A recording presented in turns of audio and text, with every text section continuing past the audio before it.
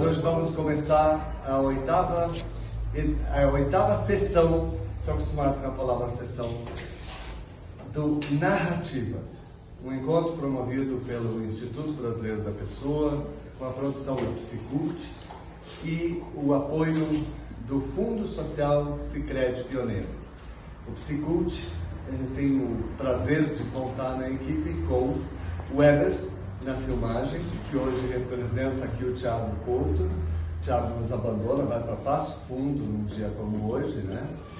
E a Camila, que hoje merece o aplauso pelo Dia do Psicólogo. Nós merecemos, né?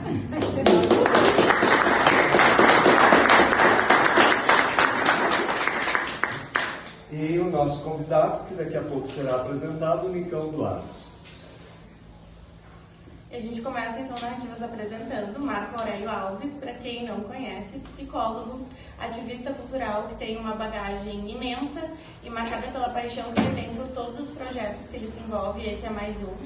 E a gente fica muito feliz hoje com tantas pessoas aqui presentes, porque esse é o objetivo, a gente ter essas trocas aqui, a gente trazer essas vozes para poder compartilhar as experiências, e a cada novo encontro a gente está trazendo os mais diversos assuntos, desde jornalismo, a terceira idade, saúde mental, alimentação, nutrição, estilo de vida, e isso tudo porque a vida em si ela é múltipla, não existe uma única forma da gente viver, da gente experienciar, da gente sentir ou da gente cuidar. Todas as quartas-feiras, às 19h30, a gente vai estar aqui até 19 de dezembro, sempre fazendo um encontro com personalidades muito diferentes, com gerações diferentes, assuntos diferentes e trazendo algo muito interessante. Qual é o próximo? A Dainara Doico, que é nutricionista, que ela tem vários projetos também muito ligados não só à alimentação, mas também à saúde mental, ao estilo de vida. Então ela vai trazer pra gente também uma outra perspectiva, além da nutrição, também para agregar no projeto.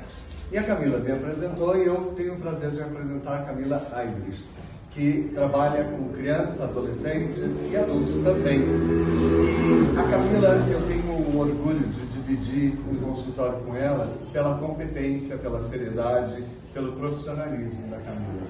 Sempre uma surpresa e uma grata retribuição aos seus pacientes. E eu que agradeço também o convite. Então, Nicão Duarte.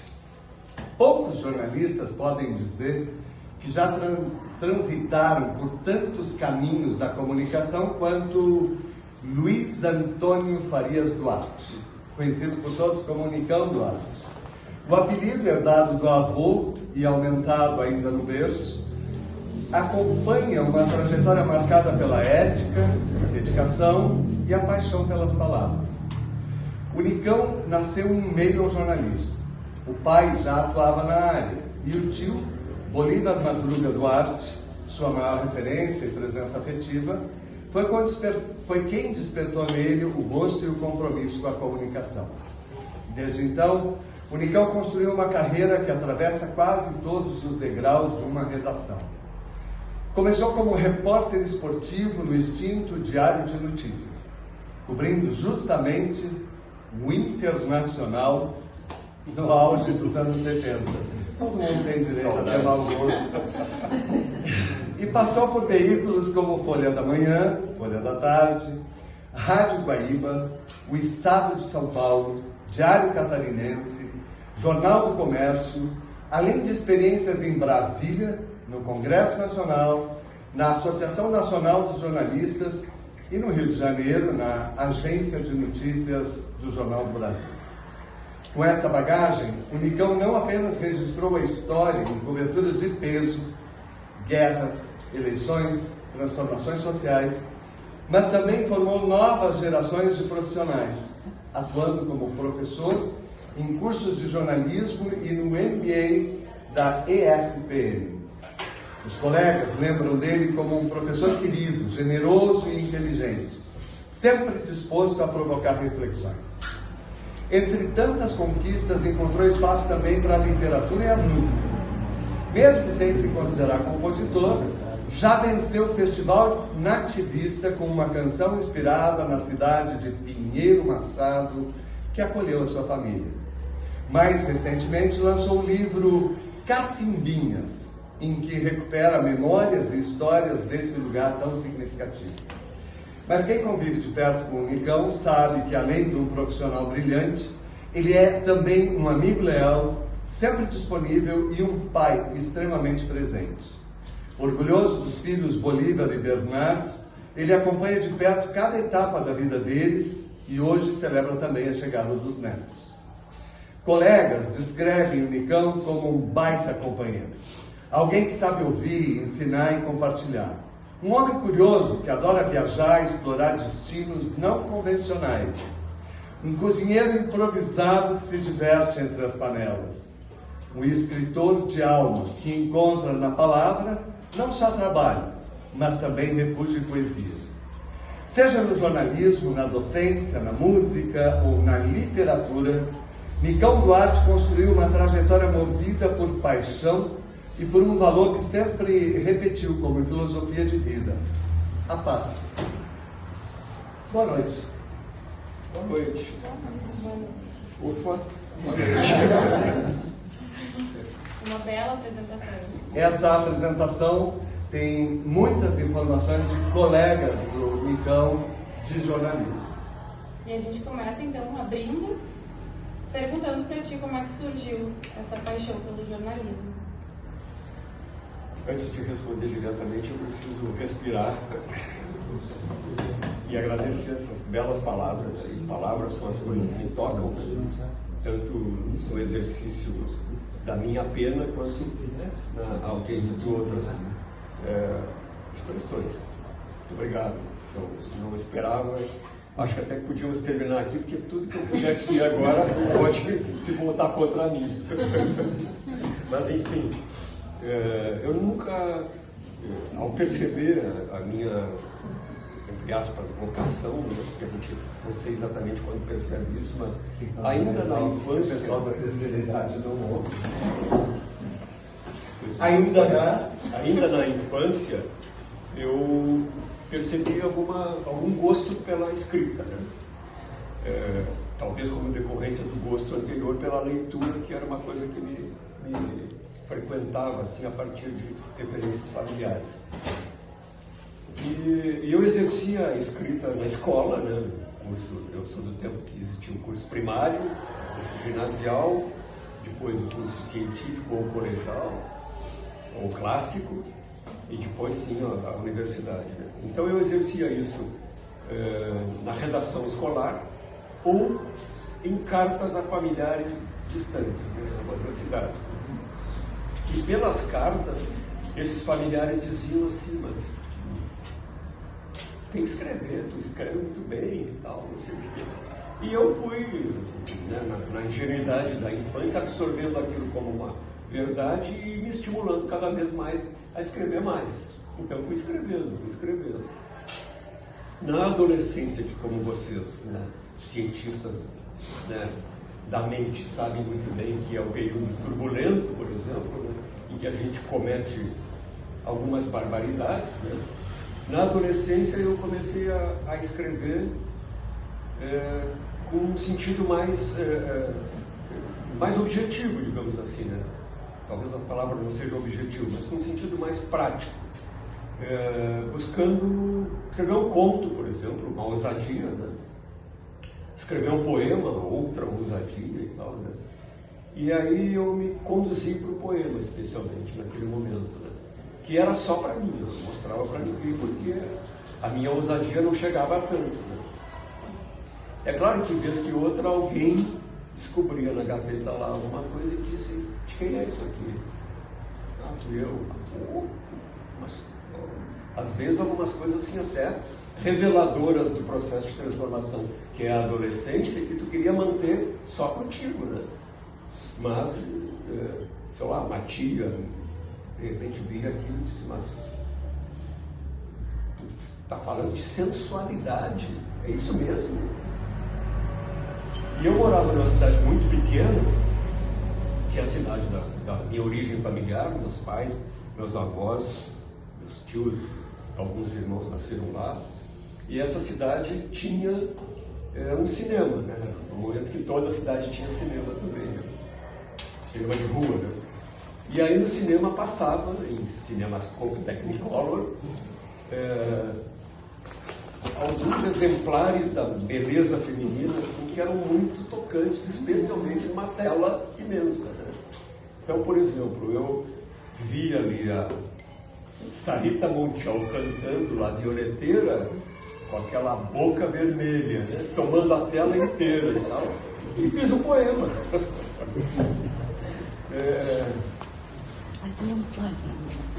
E assim fui desenvolvendo, digamos assim, a escrita. Né? Na escola, quando eu fazia as redações, eu sempre tinha uma boa avaliação dos Tu professores. lembra? Desculpa te interromper, mas tu lembra desse poema, Passagem da Mundial? Não lembro. Mas essa boca merecia um poema. Sim, aquela boca merecia um poema. Mas eu estou falando de Sarita Montiel, estou falando de Raquel Welch, estou falando de Úrsula Andres, estou falando de Cláudia Cardinale, de Ava Gardner, de Gina Lollobrigida. Depois a gente traduz Eu para não a Camila conheço quem é. ninguém. A gente conta para a Camila quem são. A gente vai botar o manual para a Camila e o Weber para dizer para eles quem são eles. São esses. Então, Romy Schneider, né? A série Cis, não era uma série naquele momento, era um filme, mas depois acabou virando-se uma série. Cis, a Imperatriz, com a Romy Schneider, incomparável beleza, né? Mulher fantástica. Assim. E aí, isso também me levava a perceber nas redondezas semelhanças com esses ícones. Né? Então, por exemplo, tinha lá, naquelas proximidades ali em que eu vivia, tinha Qual era a cidade? que era Pinheiro Pinheiro Machado, Machado. apelido Cacimbinhas, que é o nome original, tinha lá uma Romy Schneider. Né? Tinha uma Romy Schneider. Que sempre era mais velha do que eu, então era só contemplativo, né? Só podia ser contemplativo. A Carla está presente aqui, ela não sabe de nada disso. Essa é uma revelação que eu estou fazendo agora. O princípio da separação começou com um filme chamado, né? Já da vamos Violeteira. pro consultório. Isso é antes da gestão Carla Regina Sampaio Agra. Então, o meu passado não me condena nesse caso. Então, começou a escrever poemas. E aí, que momento chega uma redação de jornal na tua vida? Bom, nessa função, digamos assim, de escrever e de buscar de alguém dizer que era bom aquilo que tu estava escrevendo, eu fui pensando que tipo de atividade profissional me conduziria aquilo. Né? Nesse meio tempo, por exemplo, né, eu li, talvez até um pouco prematuramente, eu li O Tempo e o Vento. E O Tempo e o Vento me fez me entender como sul-rio-grandense, né? Entender o que somos no Rio Grande do Sul, porque somos o que somos, né? Para o bem e para o mal, porque individualmente somos assim também. E aquilo me encantou, aquela leitura. Então, era uma trilogia, mas cada parte da trilogia tinha 4 ou 5 livros, né? Então eu li, digamos assim, acho que em um mês, eu li 7 livros para completar a trilogia do Tempo e o Vento. Quanto tempo? Mais ou menos um mês. Porque aquilo me chamou tanta atenção, né? E aquilo eu me enxerguei tão ali, né? Tão só, como gaúcho, como criador de personagem, porque a engenharia literária que o Érico Veríssimo faz, na minha opinião, é incomparável no Brasil. Né? Eu acho que o Brasil tem grandes nomes da literatura contemporânea do Érico Veríssimo, o próprio Jorge Amado, talvez seja até mais conhecido do que ele, mas eu acho que ninguém construiu personagens tão bem quanto ele. Talvez no Rio Grande do Sul a gente tenha agora alguém que se aproxima a ele, que é o Luiz Antônio de Assis. Acho que por aí. Mas enfim, isso me levava a gostar cada vez mais da escrita, né? E da escrita impressa, né? Era aquilo que me agradava, assim, sabe? E aí eu comecei a pensar, bom, não existe uma faculdade para escritor, né? Que era a minha intenção inicial, mas existe uma faculdade para jornalismo. E aí eu tinha a referência do meu pai, que foi um jornalista relevante na sua época, mas com quem eu não tinha contato. Né? Meu pai foi um pai ausente, né?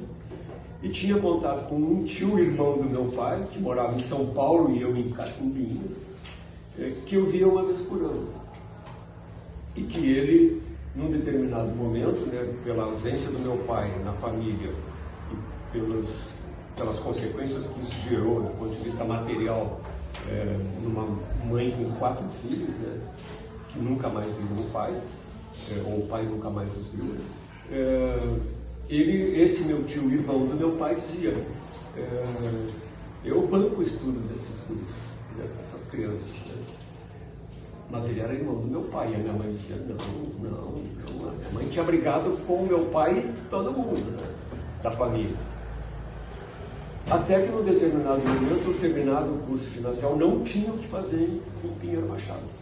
Ou tu ia para algum outro lugar para estudar, o que significava caro, né? Coisa cara e tal, ou tu ia ser tutelado por alguém, né? No meu caso seria esse meu tio. E aí, sem alternativa, minha mãe concedeu essa tutela minha ao meu tio, e eu saí de Cacimbinhas e fui morar em São Paulo. Em 1969, saí de uma cidade que hoje tem 10 mil habitantes para uma cidade que hoje tem a população maior que todo o Rio Grande do Sul. Como é que era o nome desse tio? Bolívar Madruga Duarte. Que é meu pai de fato, né? Ele foi meu pai de fato, né? Tio de direito, mas pai de fato. E aí, quem se tornaram então as suas referências dentro do jornalismo? Bom, então eu chego em São Paulo, numa sexta-feira 13, e aí tinha o corredor do apartamento do meu tio era todo tomado por uma estante cheia de livros, né? E esse meu tio disse o seguinte: ele era um tio solteiro, e era cineasta, e tinha saído do Rio Grande do Sul junto com o Barbosa Lessa e com o Sadi Escalante, com um grupo gaúcho chamado Não Te Assusta Zacaria, que fez um sucesso teatral imenso, né? E aí os 3 se radicaram em São Paulo como no meio cultural, como cineastas, como publicitários, como jornalistas e tal. Nessa biblioteca do meu tio tinha, sei lá, 1000 e poucos livros ali. E eu cheguei numa sexta-feira e eu cheguei de manhã cedo, de ônibus em São Paulo. Cheguei no apartamento dele e disse: agora vamos tomar café numa padaria, bem coisa de paulista, né? Sai para tomar café em padaria. E aí disse: depois nós vamos no meu escritório e depois tu volta para casa. E aí à noite nós vamos para Atibaia, que é uma estância hidromineral a 60 quilômetros de São Paulo lá, que era vamos dizer, uma canela, uma Gramado naquele momento lá de São Paulo. Serra, montanha e tal. Outro dia eu falei em clima de montanha e o Galinho adorou o termo, porque clima de montanha é o que marca a cidade de Atibaia. Só que isso, eu voltei para casa, né, depois do escritório dele, era São Paulo, e eu vinha, minha referência era Pinheiro Machado, o maior lugar que eu conhecia era onde eu tinha nascido, que era Porto Alegre. Eu fiquei apavorado e disse: eu marquei os lugares, voltei para casa e disse: daqui eu não saio. Né? Eu ia para almoçar, para ir ao cinema, para jantar, para que lá de noite a gente fosse para Atibaia. Aí eu fiquei atacando o geladeiro que tinha lá iogurte, tinha esse detalhe eu não lembro. Tinha geleia de mocotó, que eu não sabia o que era, mas tinha aquela montanha de livros ali. E aí eu fiquei a sexta-feira inteira lendo. E para minha sorte, o livro que eu tirei da prateleira naquele momento lá era 100 Anos de Solidão, de Gabriel Garcia Marques, que é uma referência não só literária, como jornalística também, né? E escrito em espanhol, né? Era a versão em espanhol de 100 Anos de Solidão. E eu comecei a ler, e vi semelhança, assim, com o jeito do Érico Veríssimo escrever, embora muita coisa do espanhol eu não entendesse, mesmo morando numa cidade fronteiriça e tal. Mas eu consegui tirar do livro um suco, digamos assim, que me permitisse ver essa analogia entre os dois autores e me encantei com o Gabriel Garcia Marques. Bom, depois a gente foi para Atibaia, depois voltou para São Paulo e aquela biblioteca ficou à minha disposição, né? E com isso, digamos assim, essa disponibilidade de leitura me fez acentuar, né? Eu li coisas que eram absolutamente adequadas e tal, né? Começou por Gabriel Garcia Marques, pois é, e aí imagina. começou com ele. Não, mas aí tinha outras coisas que eram assim. Por exemplo, como eu era um guri rústico de Cacimbinhas, chegando em São Paulo, morando com... Meu tio tinha sido secretário de turismo do estado de São Paulo com menos de 30 anos. Então ele frequentava ambientes, digamos assim, oficiais, né? Ambientes de governo, ambientes, né, de secretário do governo do Natel, com menos de 30 anos. Né? Então, e eu acompanhava nessas situações e tal. Então ele me tirou da biblioteca um livro específico da escolha dele e pediu para eu ler aquele livro. Aquele livro se chamava Guia de Boas Maneiras, do Marcelino de Carvalho, que durante 50 anos foi a referência em boas maneiras no Brasil. Né?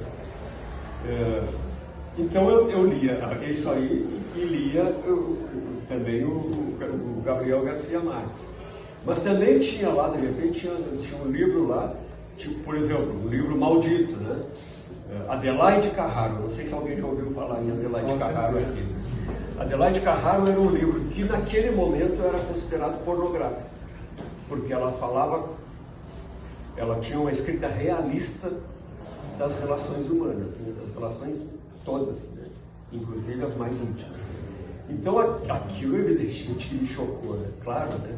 Aquilo me chocou e tal. Mas uma professora, amiga nossa, sempre que ela dizia o seguinte, ali, amiga do meu tio lá em São Paulo, né?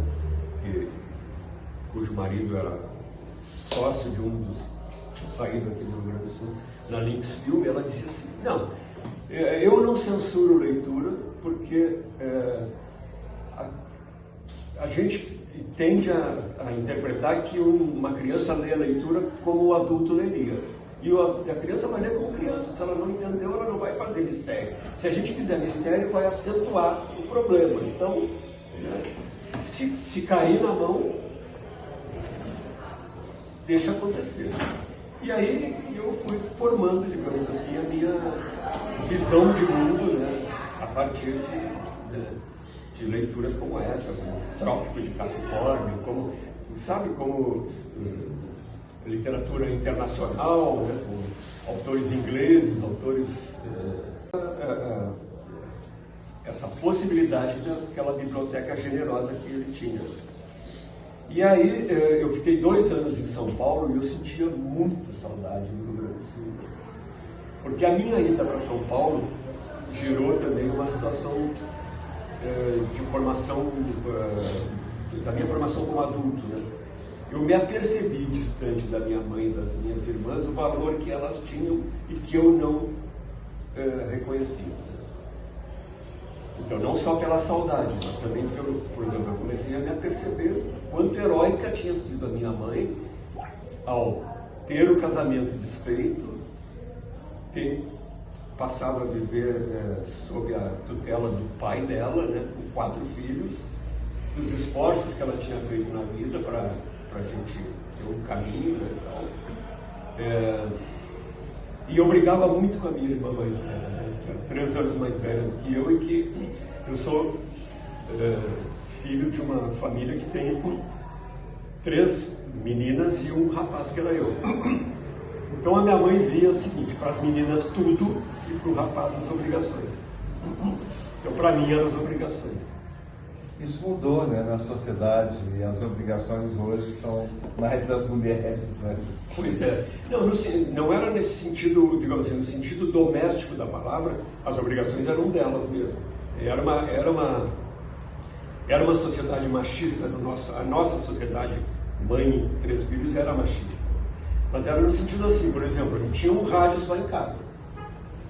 Então, o rádio era para música. Quando eu quisesse ouvir futebol, eu tinha que negociar. para ouvir. Você estava em minoria ali, né? Estava em minoria. E quando eu apelava à mãe para dizer, olha, é hora do jogo, eu quero ouvir o jogo, ela saía a favor da minha irmã. Mas ela ouve música o dia inteiro. Por que ela não pode ceder um rádio para mim agora? Né? E antes de eu ir para São Paulo, aconteceu a chegada do homem à Lua, né? Em 1969. E aí, eu queria ouvir. As rádios estavam transmitindo, né? Flávio Alcaraz Gomes.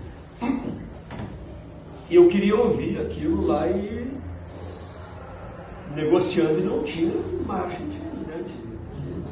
Para minha sorte, a Farroupilha, Gaúcha, a Guaíba, as três principais rádios que chegavam naquele momento até o mais distante interior, hoje não é assim, as três estavam transmitindo. Então eu consegui ouvir a chegada do Homem da Lua transmitido pelo Flávio Alcaraz Gomes da Rádio Guaíba. Mas ainda então nessa questão toda de informação, essa leitura e este vínculo com a comunicação, meu tio publicitário, cineasta, tinha sido jornalista. Aqui, quando ele trabalhava no Rio Grande do Sul, ele era... Todos os meus... Meu pai e todos os meus tios, que são 5, todos eles trabalharam em jornalismo e todos eles no Diário de Notícias, que foi um jornal muito importante na sua época, embora menos importante que o Correio do Povo, mas era o rival do Correio do Povo. E aí... O meu tio foi o introdutor do assunto, esse o Bolívar Madruga Duarte, foi o introdutor do assunto tradicionalismo como uma coluna específica do Diário de Notícias, que depois passou para a Hora, depois passou para outro jornal e tal. Depois foram outras pessoas que seguiram, mas ele, como contemporâneo do Paixão Cortes, do Barbosa Lessa e do Sadi Escalante, ele é um dos pioneiros do tradicionalismo no Rio Grande do Sul também, né? Como ele saiu daqui, foi para São Paulo, e em São Paulo ele desenvolveu a sua carreira como comunicador, ele dirigiu emissoras de TV, então ele foi diretor da TV Excelsior no Rio, ou em São Paulo, da TV Rio no Rio. Depois ele foi para os Diários Associados para dirigir a implantação de uma emissora em Curitiba. Então o mundo da comunicação estava muito perto assim, né, para mim ali, né? Então, digamos assim, tinha uma vocação latente, tinha uma biblioteca disponível e tinha um círculo de relações pessoais e familiares muito ligadas à palavra escrita, né? E foi por aí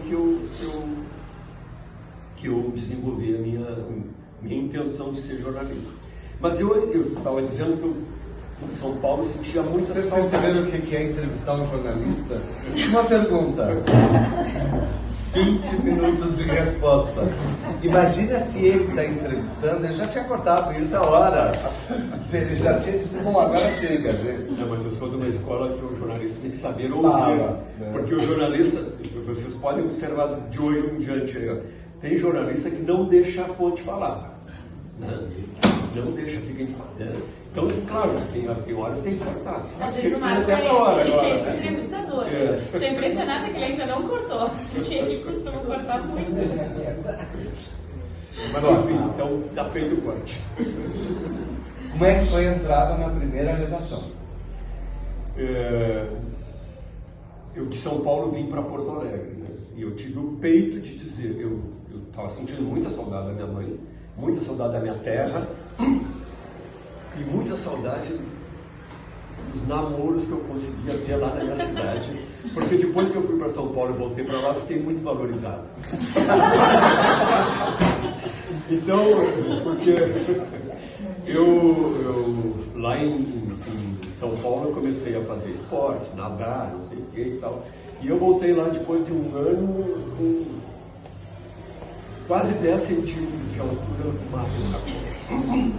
E aí, a própria Romy Schneider, que tinha 2 anos mais que eu, que não me dava a bola, quando eu voltei para lá, começou a... Opa! E aí eu comecei a fazer um sucesso danado na cidade. A Carla tem história de que a minha mãe, quando andava... A minha mãe é falecida, mas quando andava lá em Pinheiro Machado com a Carla, acho que ela já estava um pouco mais... ela dizia assim, aquela fulana foi namorada do Unicamp, foi namorada do Unicamp. Ficou cortada na cara. Mas de qualquer maneira é a gestão passada. E eu tive o peito de dizer para o meu tio que eu não queria ficar em São Paulo, eu queria voltar para o Rio Grande do Sul, queria vir para Porto Alegre. Em Porto Alegre moravam meus avós, pais do meu pai e pai do meu tio, que eu também fiquei quase 10 anos sem vê-los, né? Eu não tinha vínculo com eles. Inclusive meu avô Nico, que era o pai do meu pai. E eu disse para ele, mas eu só consigo isso se tu pagar o colégio, pagar uma pensão. E ele primeiro argumentou muito em sentido contrário, que eu vou voltar. Isso é um retrocesso, não sei o que e tal, parará. Mas depois, diante da minha decisão firme, assim, ele disse, tá bom, então vai, e eu banco. E aí eu estudava em São Paulo no colégio público. E eu vim para Porto Alegre para estudar no Colégio das Dores, que era pago pelo tio. E aí se encaminhou o vestibular, eu fiz o vestibular e eu passei na URGS e na PUC. E aí eu fui conversar com ele, para onde eu vou e tal. Né? E aí ele disse, qual é melhor? E naquele momento, né, início da década de 70, o melhor curso de jornalismo do Rio Grande do Sul era a PUC, paga. E ele disse, então faz a PUC. E ele pagou a PUC para mim. Começou a pagar a PUC para mim. Isso, claro, ao mesmo tempo que aquilo me dava uma tranquilidade, né, aquilo também me dava uma inquietação, porque eu estava... Ele já tinha... depois de alguns anos, ele foi contratado pela RBS e veio de São Paulo para cá. Então, eu passei a morar com ele, a minha avó e meu avô, todos nós no mesmo ambiente, assim, né? Então, eu passei a conviver mais com a avó e com o avô, e nós cuidávamos dos dois, né? Dos pais dele. Mas aquilo, sabe, uma despesa a mais, eu ficava me cobrando disso, né? E aí eu fui buscar trabalho, né? Eu percebi que eu conseguiria conciliar o curso da universidade, que era um turno só, com trabalho. Eu fiz um processo de seleção e fui contratado como auxiliar de escritório do Banco Sul Brasileiro. E aí trabalhei lá 8 meses, e naquele meio tempo, assim, né, eu trabalhava das 6 da manhã a 1 da tarde, depois tinha alfabetos de noite. E aí morava no mesmo prédio que nós em Porto Alegre, a Ivete Brandalize, que foi uma jornalista muito importante, é uma jornalista, né, ela não está mais atuante, mas é uma jornalista de referência no Rio Grande do Sul e tal, né, especialmente em rádio, mas ela tinha uma coluna na Folha da Tarde e tal. E aí ela disse assim, um dia ela disse, olha, a gente vai ter um programa novo na Rádio Guaíba, chamado Agora, e vai ser apresentado pelo Flávio Alcaraz Gomes, que já é uma sumidade, né, antes do incidente fatídico que ele teve na vida, né? E estão selecionando estagiários lá. E aí eu fui buscar uma oportunidade lá. Não fui o escolhido, né? Mas entrei naquele ambiente ali, Rádio Guaíba, Folha da Manhã, Folha da Tarde e tal. Logo depois, eu estava no Diário de Notícias, como estagiário, cobrindo o internacional, né, acumulando vitórias de campeonatos e tal. E aí me avisam que tinha uma vaga de estagiário na Folha da Manhã. Para você ter uma ideia, a Folha da Manhã, que era o terceiro jornal da Caldas Júnior naquele momento, era o menos importante do ponto de vista de negócio da Caldas Júnior, mas era o mais importante do ponto de vista de edição. Era um jornal muito corajoso, muito forte. Então ele era, digamos assim, todo estudante de jornalismo queria ir para a Folha da Manhã. E eu fui fazer o processo de seleção e fui aprovado. E mais do que aprovado, eu fui assim, também adotado pelo Walter Galvani, que era o diretor de redação Walter Galvani é um colega muito querido, que já é falecido, também foi colega do Marco no Conselho Estadual de Cultura, e que era um jornalista tão italiano quanto o Galvani pode ser italiano, ou seja, explosivo, assim, né? Para o bem e para o mal, né? E casado com uma descendente de bascos, né? Imagina a explosão que era o casal, né? Duas pessoas isoladamente encantadoras, mas entre eles assim, um rebuliço. Enfim, isso é uma inconfidência que eu acabei de fazer aqui. Mas o Galvani começou a abrir oportunidades para mim, né? E me efetivou, mesmo estudante, ele me efetivou, né? E me mandou. Fui fazer, por exemplo, a cobertura do enterro do Jango, né? O Jango não podia voltar ao Brasil, morreu no Uruguai, e aí o governo autorizou que o corpo viesse para São Borja. Então, a Caldas Júnior contratou um aviãozinho, a gente foi de avião, fotógrafo, repórter de todos os veículos da Caldas Júnior, fomos lá para São Borja fazer a cobertura do enterro do Jango. Só fazer uma referência ao Walter Galvani, o mercado público de Central de Porto Alegre existe permanece vivo graças ao Galvani.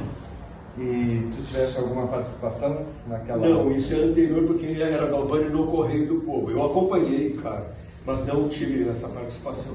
Tive posteriormente, após a morte do Galvani, nós, os amigos mais próximos dele, defendemos a ideia de que o mercado público se chamasse Mercado Público Municipal de Porto Alegre, Walter Galvani. E aí o prefeito de então decidiu derrubar o mercado público de Porto Alegre e fazer ali um estacionamento. E o Galvani colocou isso na manchete do Correio do Povo e a ideia naufragou por sorte dos portugueses. O Galvani foi tão bem sucedido nessa empreitada que não só impediu, porque aí a Júlio de Castilhos, a Avenida Júlio de Castilhos, ia ser uma continuidade da Siqueira Campos, entre a Mauá e a Júlio, né? Ia derrubar o mercado, ia passar ali na linha reta. Agora ela faz um zigue-zague, assim. Ele não só foi bem sucedido em impedir que o prefeito Thomson Flores fizesse essa rota, quanto ele convenceu o prefeito. E o prefeito foi procurá-lo para dizer que tinha, ou seja, ele não brigou com o prefeito, ele convenceu o prefeito de que não podia abrir mão de um patrimônio como o mercado público de Porto Alegre. E então, através do Galvani, tu chega à Folha da Manhã Eu chego à Folha da Manhã. E recebendo, digamos assim, oportunidades maravilhosas, né? É paradoxal, né? Na linguagem jornalística a gente às vezes diz a oportunidade está falando de uma morte, né? Fui cobrir a morte do último presidente civil do Brasil naquele momento, né? Então é um momento de tristeza para quem, né, da família do Jango, quem gostava do Jango e tal, mas do ponto de vista de experiência jornalística aquilo era, né? Bom, então eu fui cobrir isso. Depois teve um... Será 1976? 76. Eu entrei em 75 na Folha da Manhã. Em 76, o litoral de Santa Catarina começava a despontar como um grande destino turístico, especialmente para os gaúchos e os paulistas, né? Mas não tinha nem 10% da estrutura que tem agora. E o Galvani me escalou como diretor de redação da Folha da Manhã para eu fazer todo o litoral catarinense, então de Passo de Torres até a ilha de São Francisco, todo o litoral catarinense, parando em praia por praia e mandando uma matéria daquilo para sair na Folha da Manhã no dia seguinte. Imagina, hoje isso a gente faz e manda, né, no WhatsApp, mas vocês imaginam o seguinte, naquele momento lá era assim, a gente estava num carro locado, era o motorista, o fotógrafo e eu. A gente chegava, então, por exemplo, em Morro dos Conventos. Aí chegava e ia buscar o que tem de notícia em Morro dos Conventos, leva um tempo para isso, né? Mas ao mesmo tempo tu tinha que passar na rodoviária para ver que horas tinha um ônibus para levar teu texto escrito em papel e para levar o filme do fotógrafo a ponto de chegar em Porto Alegre e ser apanhado por um office boy da Caldas Júnior para revelar as fotos e levar o texto em lauda para ser impresso. Isso a gente fez de cada cidade de Santa Catarina, foi um mês de trabalho. E aí eu era que a gente diz no linguajar jornalístico, eu era um foca. Foca é o jornalista iniciante, né? O fotógrafo não, o fotógrafo já era um fotógrafo consagrado e filho de um outro fotógrafo mais consagrado, que ele ainda que era o Alfonso Abraham. O José Abraham, pai dele, era um espanhol que veio para o Brasil refugiado da Guerra Civil Espanhola, e aí ele se radicou aqui. O Alfonso já nasceu aqui, seguiu a profissão do pai e era um fotógrafo tão talentoso ou até mais do que o pai. Mas era uma estrela do fotojornalismo e eu era um guri foca, né? Nós chegamos em Garopaba e aí em Garopaba tinha uma colega nossa da Folha da Manhã que estava em férias lá. E aí ele foi a gente foi encontrar a nossa colega, né, Zélia Leal, e ele foi fazer queixa minha para Zélia. Esse guri não para, não sossega, não consigo entrar no mar. O fotógrafo disse, mas eu não vim para entrar no mar, eu vim aqui para que os outros possam entrar no mar e ter informações e tal. E a gente em choque, o fotógrafo e eu. Aí a Zélia conversou comigo assim de uma maneira professoral, mas assim, amigável, sabe? De uma maneira carinhosa e tal. Né? E passou a ser uma das grandes referências profissionais da minha vida até hoje. Né? É uma pessoa que nos frequentamos e continuamos sendo muito próximos disso até hoje. Mas foi uma lição que eu aprendi naquela viagem prêmio que o Galvani me deu. Né? E aí eu relaxei um pouquinho.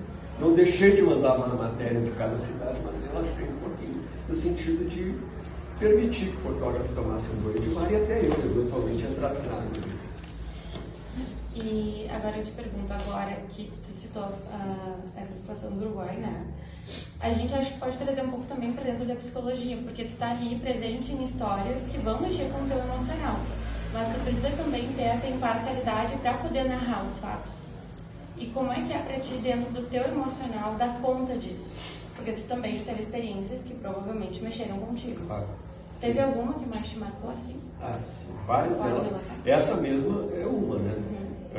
Porque vale dizer o seguinte, ó, eu sou um jornalista forjado, eu sou um jornalista feito cientificamente, eu frequentei os bancos escolares da universidade, eu sei o que é o valor notícia, sei o que é agendamento de notícias, essas coisas todas, mas a realidade também se impõe num certo sentido, né? O jornalismo precisa da liberdade de expressão, tem que ser, né? Toda profissão precisa, claro, mas o jornalismo, como trabalha com a palavra, trabalha com a revelação dos fatos, ele tem que dizer o que ele vê. Né? A imparcialidade é utópica, né? A gente é feito de carne e osso e nervos como qualquer outro profissional, né? Mas a gente tem que saber que nós estamos tratando, por exemplo, a realidade de hoje, né? Brasil de 2025, né?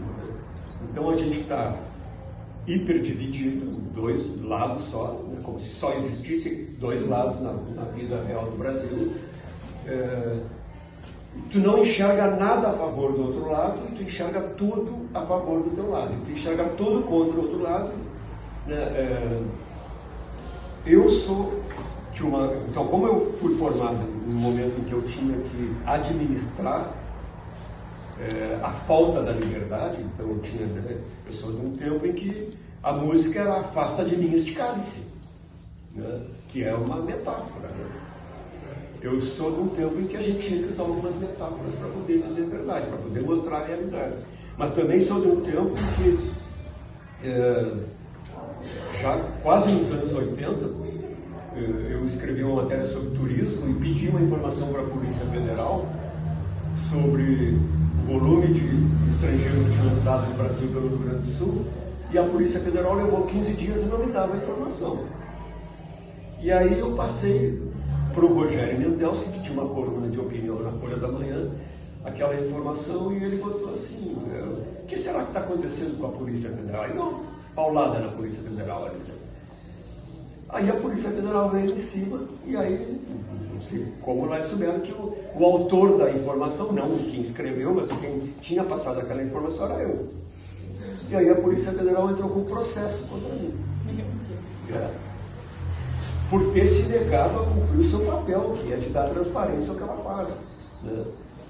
E aí eu tive que depor na Polícia Federal com um advogado cedido pelo sindicato, porque era sei lá, teoricamente até a prisão podia dar, por ter tido a ousadia de criticar um ente público, né? Porque é impensável no dia de hoje. Né? Tu é público, tu tem que dar satisfações públicas. Mas a imparcialidade, ela é uma utopia, mas como toda utopia a gente tem que persegui-la, né? Buscar se aproximar o máximo possível dela. Hoje eu acho, por exemplo, que o jornalismo está muito... voltando um pouquinho ao que eu estava dizendo, não tinha possibilidade de ser opinativo naquele momento lá, e sequer interpretativo, tinha que ser descritivo. Né?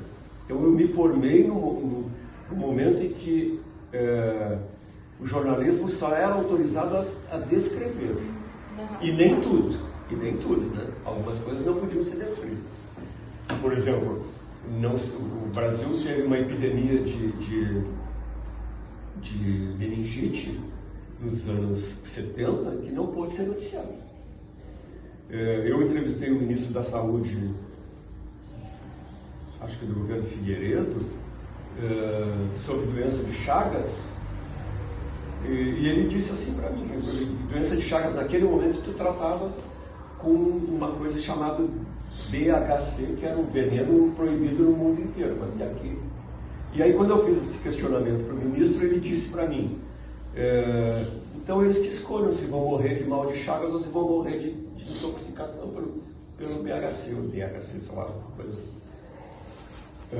Isso eu publiquei, e a Assembleia, inclusive os correligionários do ministro, ficaram indignados com o que ele tinha dito. Né?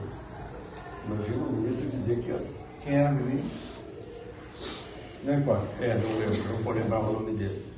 Mas o secretário de saúde era o Jair Soares, que depois virou governador, e o próprio, que foi na Secretaria de Saúde, e o próprio secretário ficou espantadíssimo com aquela declaração dele, porque foi muito infeliz, né? Imagina tu dizer isso, né? Uma outra vez o ministro da Agricultura disse, não vamos noticiar sobre febre aftosa, porque senão o mundo não vai comprar carne brasileira. Ou seja, vamos enganar os outros, né? Um homem público dizendo isso. Nós vamos aproveitar esse break, Everson. O Everson tem que fazer uma troca de equipamentos e a gente vai aproveitar para te dizer que nós já estaremos terminando. Então, só duas perguntas. Duas perguntas. Então, tu participou, a Camila te fez uma pergunta sobre as tuas emoções nesses eventos. Tu fez cobertura de alguma guerra? Não cheguei, eu não fui... Eu fui repórter durante menos de 10 anos da minha carreira, que já teria hoje 50 anos. 47 na... Que outros fatos históricos, então, além do enterro do Jango, que foi um fato histórico, né? Que outros fatos históricos tu lembra, assim, de ter coberto? Teve o incêndio da Renner, aliás, os incêndios da Renner em Porto Alegre, né? Que é uma coisa que não tem como tu não te emocionar, e naquele momento lá eu era muito inexperiente, então eu não tinha nem a maturidade para tratar, né, da apuração do acontecimento com a emoção de alguém se atirando do 7º andar na Otávio Rocha, porque não tinha para onde ir, né? Eu tive alguns episódios mais singelos, mas, por exemplo, eu tive uma cobertura no interior de Taquara, em que eu fui escalado junto com outro repórter e um fotógrafo. E esse outro repórter era negro. Por quê? Porque era um baile que tinha salão para brancos e para morenos. Estava no convite isso, né? A gente está falando isso de antes da Constituição de 88, que hoje seria um crime inapensável. Mas naquele momento lá, então a Folha da Manhã me escalou junto com um repórter negro chamado Maroni, e ele foi para o salão dos morenos e eu fui para o Salão dos Brancos. E eu estou lá entrevistando o festeiro, e tu não vai chegar e perguntar, isso aqui é racismo? Não é assim, porque tu não tem possibilidade de resposta, né? E aí eu estou com o festeiro estava caindo de bêbado, e ele se apoiou em mim, assim, botou o braço no ombro, se apoiou em mim e falava, e estava adorando dar a entrevista, né?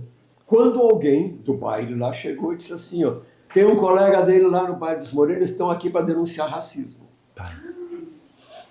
E aí se juntou um bando de gente lá, querendo esfolar a gente, né?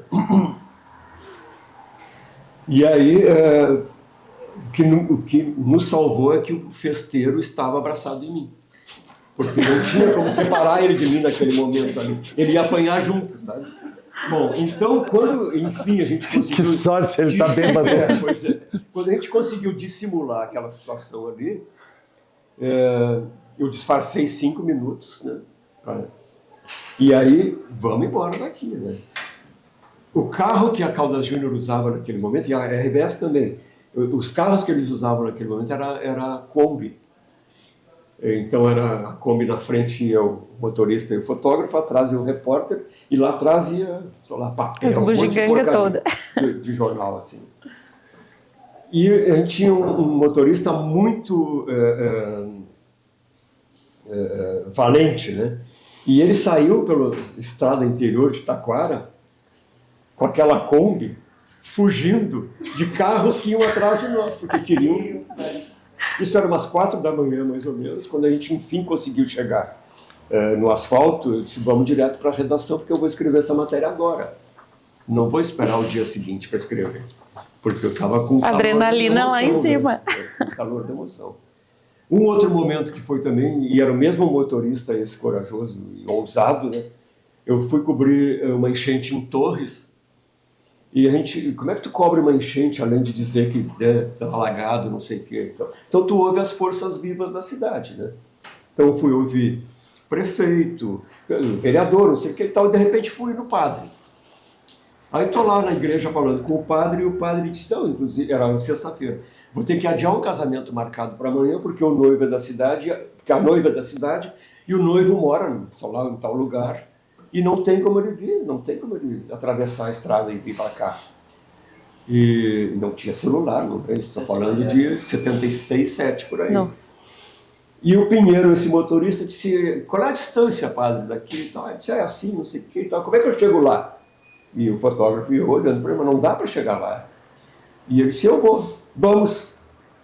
E aí nós fomos. E a estrada era quase um rio e a Kombi atravessou esse rio.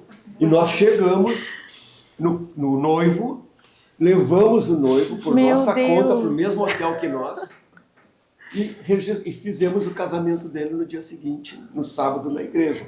Então a reportagem foi o casamento, apesar da enchente, com o noivo trazido pela ousadia do motorista. Nossa, maravilhoso.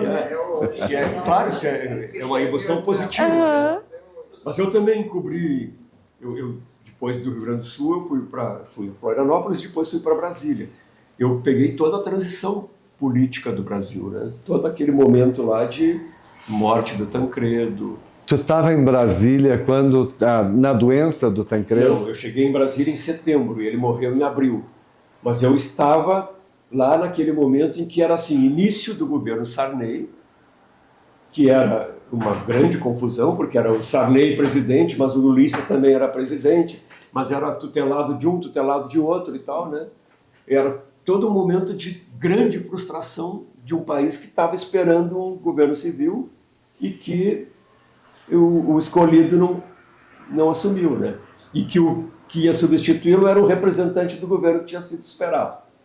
Tinha muita desconfiança com o Sarney, né?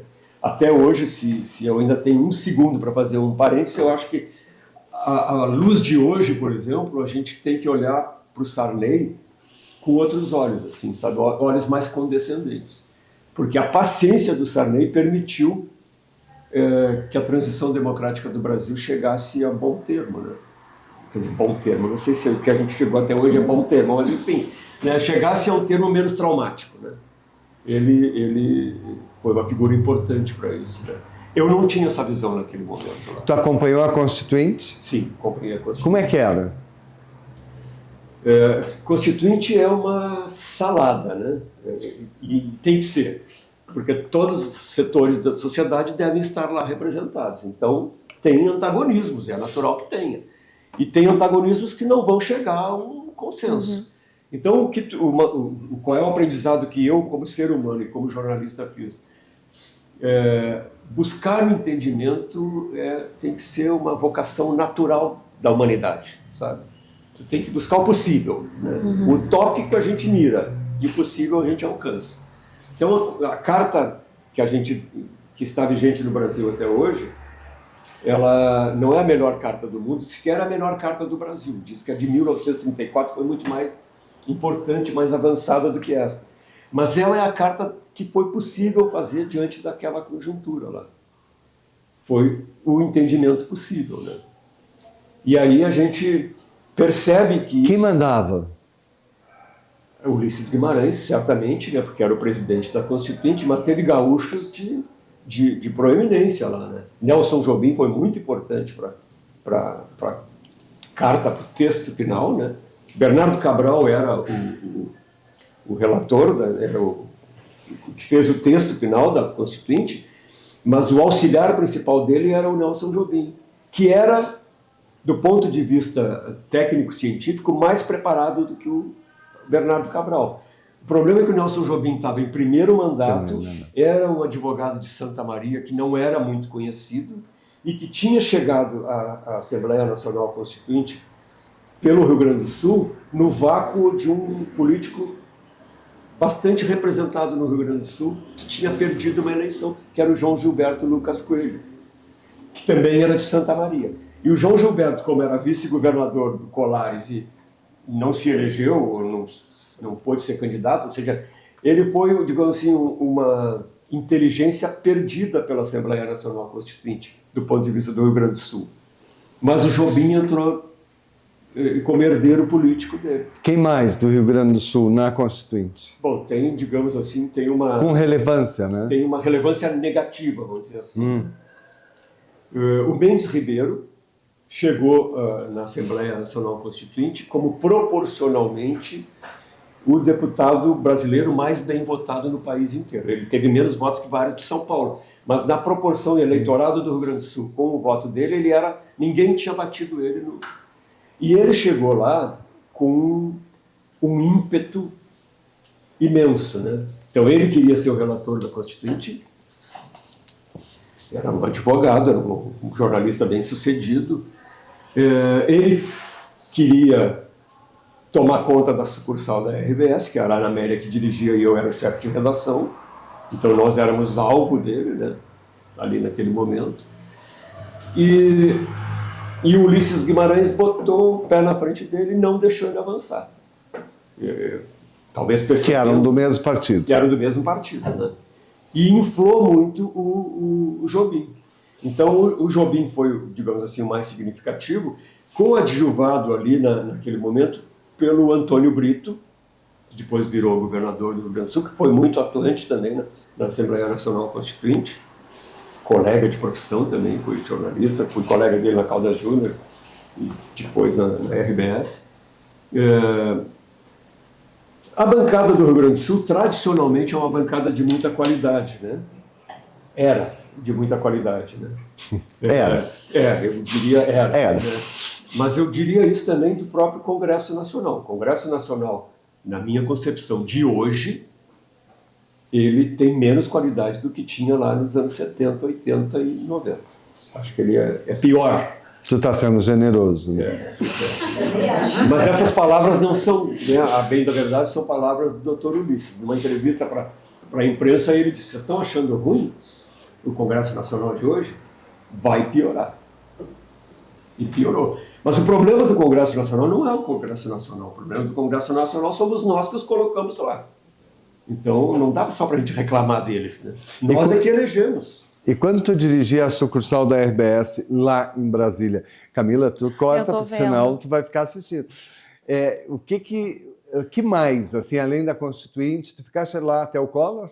Sim, fiquei. E como é que foi o Fiquei processo? 10 anos na sucursal da RBS. Como é que foi o processo de Eu não dirigia a impeachment? sucursal, quem dirigia era a Ana Amélia. Sim, a Ana Amélia. Eu era o segundo na hierarquia lá. Eu era o chefe de redação, ou seja, eu era o trabalho braçal, né? Embora eu ficasse mais na redação e menos na cobertura. Mas eu comandava a cobertura da equipe, né? Brasília e esse período que eu fiquei lá foi de uma instabilidade só, porque a gente tinha lá o governo Sarney e a inflação foi desesperadora, né? E eu tinha em Porto Alegre, eu me reportava a Ana Amélia e a gente prestava serviço para a redação da Zero Hora, Rádio Gaúcha, RBS TV, e Diário Catarinense, rádio, que agora eu não lembro o nome lá de Florianópolis, que era menos news do que a Gaúcha, e a RBS TV de Florianópolis também. Então tinha muita demanda desses veículos lá. A gente tinha que cobrir muito os representantes do Rio Grande do Sul e de Santa Catarina, né? E como é que foi, voltando, como é que foi a queda do Collor? Então, a gente estava lá num período de muita inflação, muita instabilidade, e primeira eleição presidencial, uma brutal expectativa para a eleição presidencial. Ulisses era candidato, Brizola era candidato, Covas era candidato, Lula era sempre candidato, e surge lá o caçador de Marajás. Depois a gente descobriu que ele era um deles, né? Mas enfim, estava lá o caçador de Marajás. E ele foi ganhando espaço naquele momento lá, né? Essa é a época do sapo barbudo, né? Que o Brizola diz que temos que engolir o sapo barbudo e tal. Mas se esperava que Ulisses Guimarães e Brizola tivessem mais expressão eleitoral do que eles acabaram tendo, ficando em quarto ou quinto lugar lá. Eu acho que o Ulisses ficou em sexto lugar até. E o Ulisses, naquele momento, ele era presidente da Assembleia Nacional Constituinte, presidente da Câmara, presidente do PMDB. Ele era triplo presidente, e ele tinha uma exposição imensa. Né? Com o eleitorado em São Paulo. Com o eleitorado base, em São Paulo. Né? Sim, mas São Paulo é sempre uma base forte. Né? E ele ficou uma votação insignificante. Tal. E aí o Collor assume e começa a ter aquelas questões todas de discussão ética. Né? Eu fiz uma cobertura internacional acompanhando o Collor em visita ao sul da África. Né? Ele era um cara assim, educadíssimo com a gente, né? Naquele momento em que tu não o incomodasse. Se tu fizesse uma pergunta para ele, mas que ele julgasse impertinente, e aí parênteses, jornalista sempre vai fazer pergunta impertinente, porque é a função dele. Né? A gente é o perguntador da sociedade, então a gente tem que perguntar para um presidente da República nem sempre aquilo que ele quer que a gente pergunte. E aí ele vinha com paulada, né? Para não usar um termo mais escatológico aí, né? Ele vinha com paulada. Mas ele era, digamos assim, um cara com ideias modernas, com ideias interessantes e tal. Quando surge a questão toda aí na África, lá ele foi com um discurso muito voltado para condenar o apartheid, que ainda era vigente na África do Sul, e para visitar países que tinham se libertado, que era Angola, Moçambique, Namíbia e Zimbábue. Né? Então, isso tudo, eu fui pela RBS lá para fazer a cobertura. Mas ele tinha um porta-voz que era um cara muito bem informado e muito atencioso, e que atenuava um pouco o jeito Collor de ser com a imprensa, porque o Collor achava que todo mundo era contra ele, na imprensa, assim, né? Ele começou a ser criticado e aí achou que... Né? E ele era amigo dos donos do jornal, ele era... os veículos dele lá em Alagoas são associados à Rede Globo, e ele achou que com isso ele não ia ter crítica, né? Enganou-se, né, sumariamente. Né? Aí começa a surgir aquilo, e aí eu tinha em Porto Alegre, na chefia da Zero Hora, um cara chamado Carlos Felberg. Carlos Felberg era o que a gente chama no jargão jornalístico rato de redação. É aquele cara que pensa a redação o tempo inteiro, não dorme, ou dorme pensando em redação, que pega um sanduíche no bar, na cantina da RBS lá e esquece do sanduíche no bolso. 2, 3 dias de sanduíche aqui no bolso. De tão enlouquecido que era. Eu entrava na sucursal da RBS às 10 da manhã e saía às 10 da noite.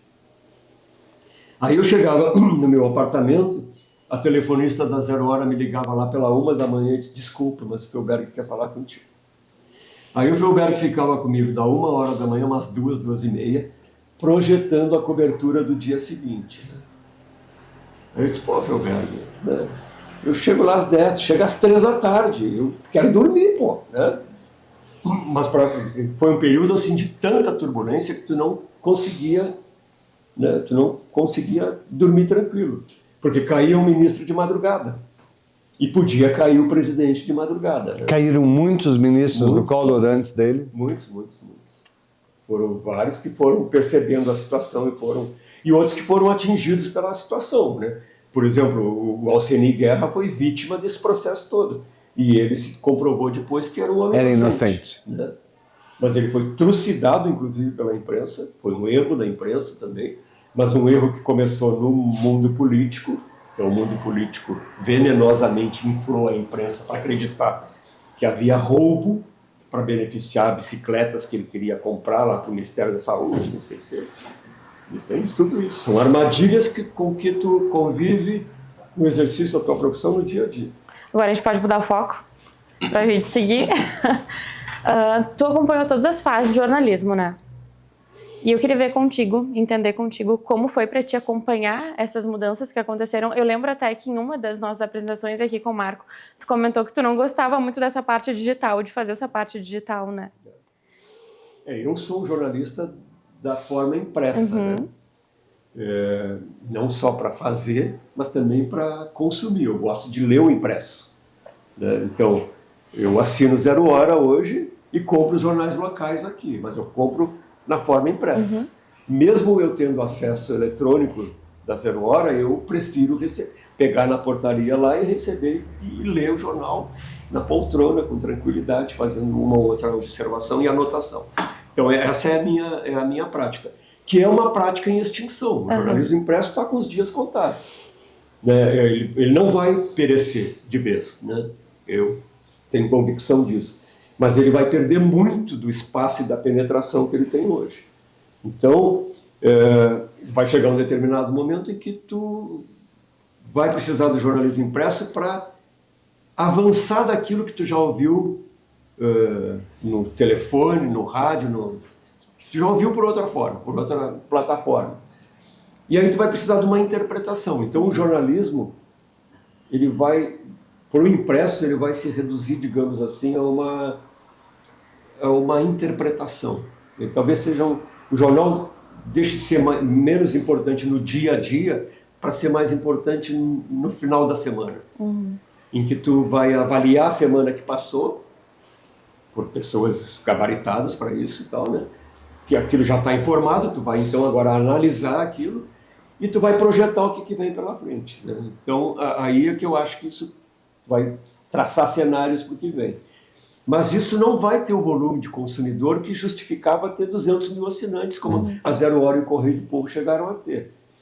Não sei se algum de vocês vão de lembrar, mas a gente comprava o Correio do Povo de domingo com quase 300 páginas. A gente comprava a 0 Hora de domingo até 15 anos atrás com 200 páginas. Hoje, no dia a dia, para ter 50 páginas... É muito. É muito, né? Mas está tudo lá na internet. Então, E eu me frustro muito quando eu pego a 0 Hora de hoje, né? Eu recebo de manhã e vou ler a 0 Hora e a notícia que está ali é igual a que já saiu na internet. Isso eu acho que é uma falha do jornalismo. Porque se é igual, por que eu vou pegar o impresso? Eu tenho que ter alguma coisa além. Tem que ter ou uma interpretação, ou uma opinião e tal. E o trabalho jornalístico hoje? Hoje eu não exerço, né? Os profissionais que tu percebe que estão vindo agora?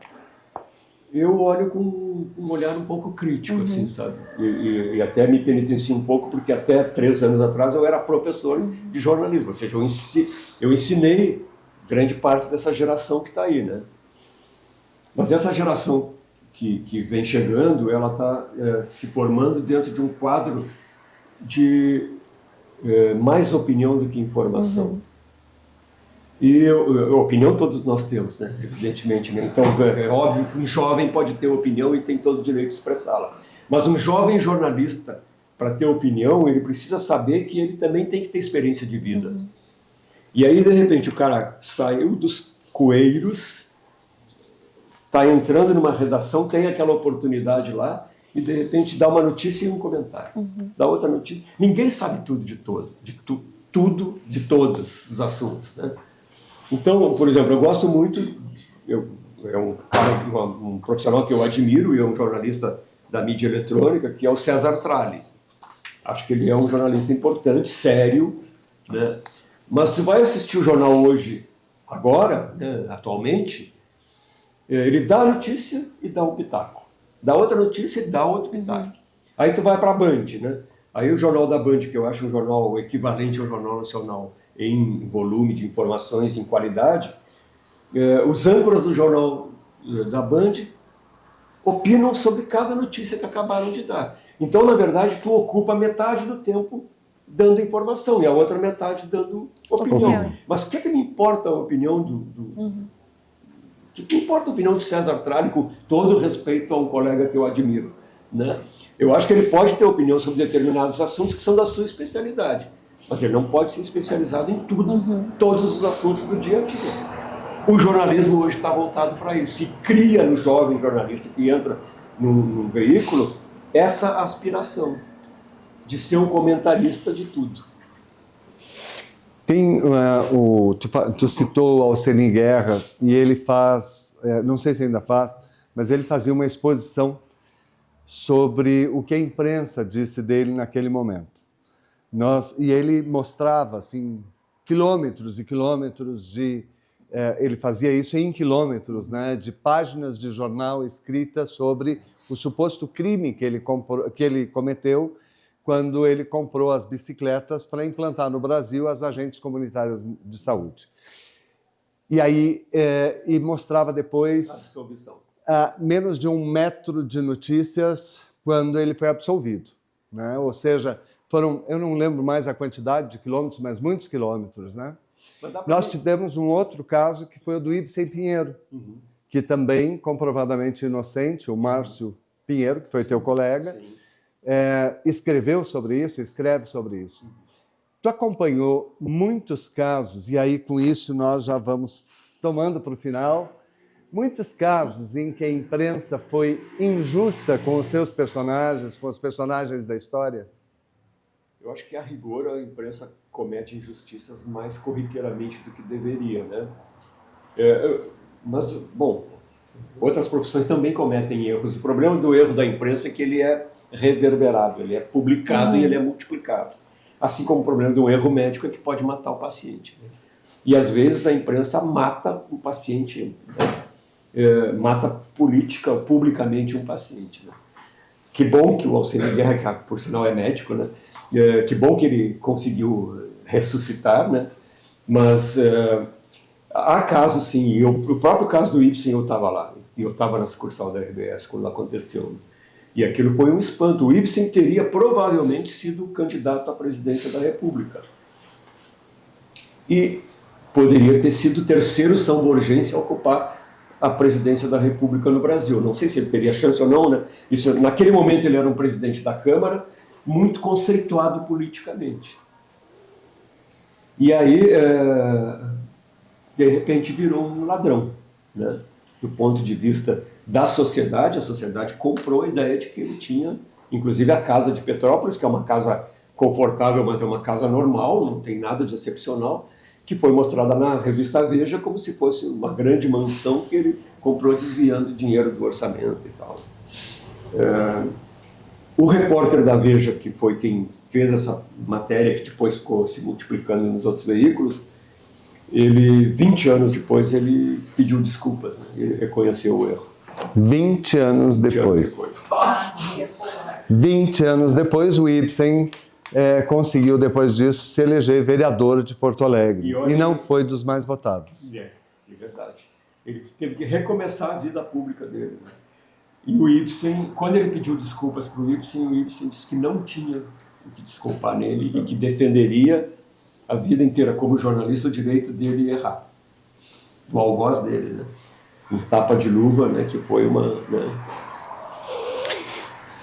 Olha, nós poderíamos continuar porque é uma aula de história, né? Uma grande aula de história do Brasil, e nós ficamos aqui, nós chegamos, não entramos em 1984 na campanha das diretas, não entramos ainda em outros momentos como a queda do Collor e o que veio depois, os governos civis, nós não chegamos a entrar nisso.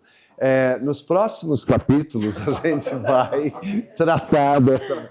Ainda bem que o Almir está aqui, o Almir vai nos ajudar, né, Almir, a coletar essa fase da história para que a gente conte. Nós agradecemos a todos vocês, muito obrigado pela presença. O Nicão fez um pedido, né, que me lembrou o Fernando Collor de Mello. Fernando Collor de Mello disse, não me deixem só, e ele ficou só. E eu pensei, nossa, o Nicão deve conhecer essa história. E ele disse, não me deixem só. E não deixaram ele só, eu adorei isso. Hoje não vai dar tempo da plateia perguntar, mas eu te agradeço muito a tua disponibilidade, a tua vontade. Obrigado por estar aqui e obrigado por ter compartilhado tanto do teu saber. Tenho certeza que nós teríamos mais 2 programas como esse, riquíssimos, assim. Vamos marcar um vinho para qualquer dia, né? E a gente conta o resto dessa história. Sem horário marcado. Eu que agradeço, não imaginava ter essa oportunidade, né? Ela me causou um certo espanto inicialmente, porque, como eu disse, eu estou acostumado a ser o perguntador, não a ser o respondedor. Né? Passei 50 anos da minha vida perguntando para os outros, o que é cômodo, uma beleza, né? Mas, enfim, gostei muito, especialmente de não terem me deixado só. Muito obrigado. E a gente tem um mimo para ti, de agradecimento pela tua participação, que é a nossa xícara. Obrigado.